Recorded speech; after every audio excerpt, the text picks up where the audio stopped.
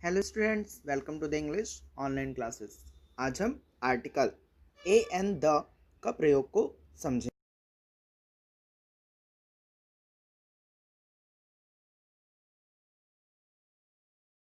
सूचना देते हैं, लेकिन इन्हें अलग पाठ में विस्तार से समझाया जा रहा है ताकि आप इनके प्रयोग को ज़्यादा बेहतर समझ सकें। पॉइंट 1, द को दी बोलेंगे अगर अगले शब्द की शुरुआत स्वर की ध्वनि से हो। द को द बोलेंगे अगर अगले शब्द की शुरुआत व्यंजन की ध्वनि से हो, जैसे कि the university, the umbrella, the year, the year. Point 2, हमने अक्सर पढ़ा है कि एन का प्रयोग तब किया जाता है जब अगले शब्द की शुरुआत ए ई आई ओ यू से हो, और ए का प्रयोग तब किया जाता है जब अगले शब्द की शुरुआत व्यंजन B C D F G H J K L M N P Q R S T V W X Y Z से हो। अगर ये सच है तो फिर और के साथ एन का प्रयोग क्यों किया जाता है, जबकि और एक ऐसा शब्द है जिसकी शुरुआत व्यंजन एस से होती है, और यूनिवर्सिटी के साथ ए का प्रयोग क्यों किया जाता है, जबकि यूनिवर्सिटी एक ऐसा शब्द है जिसकी शुरुआत यू से होती है। सच तो यह बात है कि स्वर या व्यंजन से शुरू होने की नहीं, बल्कि स्वर या व्यंजन की ध्वनि से शुरू होने की है।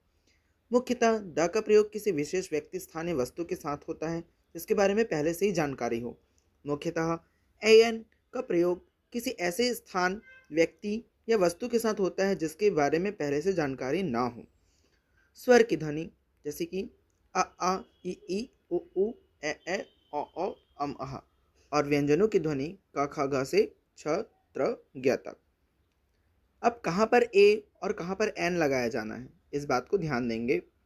एन का प्रयोग अगर अगले शब्द की शुरुआत ध्वनि से हो, ए का प्रयोग अगर अगले शब्द की शुरुआत व्यंजन ध्वनि से हो, जैसे कि अ बॉय। तो यहाँ बॉय ब की ध्वनि है इसलिए अलग ए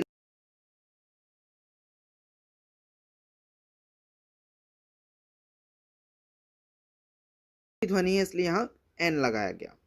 अब हम द को कहाँ पर द और कहाँ पर दी बोलेंगे, इस बात पर ध्यान देते हैं। द को दी बोलेंगे अगर अगले शब्द की शुरुआत स्वर की ध्वनि से हो, और द को द बोलेंगे अगर अगले शब्द की शुरुआत व्यंजन की ध्वनि से हो, जैसे कि द पेन। पेन व्यंजन प की ध्वनि है इसलिए द कहेंगे। द बकेट व्यंजन ब की ध्वनि है इसलिए इसे द कहेंगे।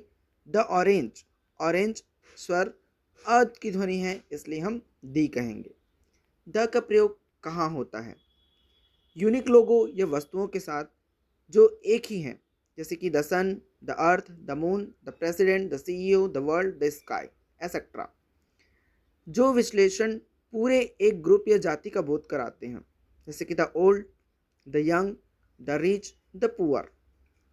प्रसिद्ध भवन, संग्रहालयों व स्मारकों के साथ भी द का प्रयोग किया जाता है, जैसे कि the Taj Mahal, the Qutub Minar, the Lal Qila, या इसको द रेड फोर्ट भी कहते हैं, the Eiffel tower, the globe etcetera.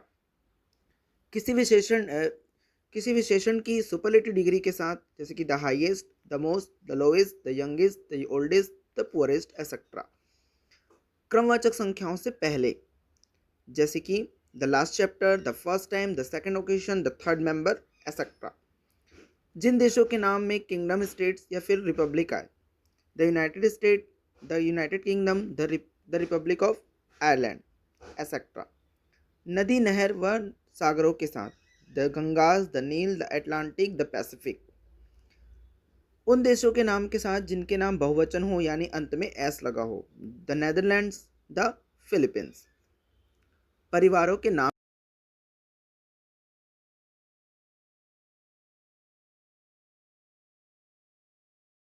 प्रयोग ओनली से पहले केवल तब किया जाता है जब वाक्य में ओनली का मतलब इकलौता हो। The only son, the only friend, the only batsman. The का प्रयोग होल से पहले व ऑल के बाद होता है, जैसे कि I am reading whole book. ये इनकरेक्ट है, बल्कि यहाँ होना चाहिए I am reading the whole book. ये करेक्ट सेंटेंस है। All books are kept on the table, ये इनकरेक्ट है। All the books are kept on the table यहाँ करेक्ट है, क्योंकि द का प्रयोग कहाँ पर नहीं, we are not to use the का प्रयोग किसी बीमारी के नाम से पहले नहीं किया जाता है। He is suffering from the fever, ये इनकरेक्ट है, बल्कि ऐसा होगा he is suffering from fever. यह करेक्ट है। द का प्रयोग किसी देश के नाम से पहले नहीं किया जाता, जैसे कि I live in the India, ये इनकरेक्ट है, बल्कि ऐसा होना चाहिए I live in India. The का प्रयोग किसी भाषा के नाम से पहले नहीं किया जाता, जैसे कि आई स्पीक द हिंदी, बल्कि क्या होना चाहिए आई स्पीक हिंदी।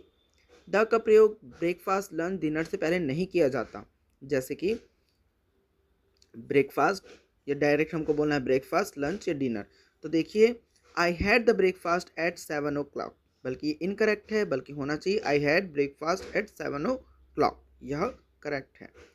द का प्रयोग व्यक्तिवाचक संज्ञा से पहले नहीं किया जाता, जैसे कि the Ram, the Delhi, the India, the Rahul, ये सब इनकरेक्ट है, बल्कि डायरेक्ट क्या होना चाहिए राम, दिल्ली, इंडिया और राहुल। Thanks for watching.